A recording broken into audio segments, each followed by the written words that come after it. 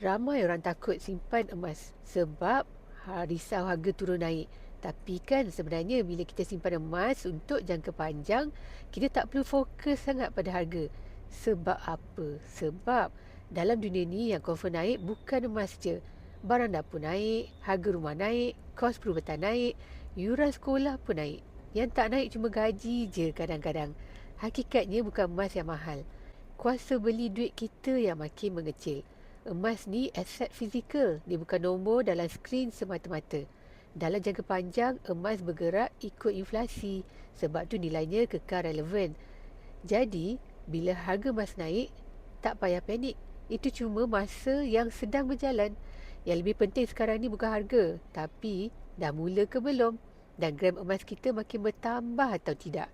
Kalau belum mula, mula hari ni. Kalau dah mula, konsisten tambah.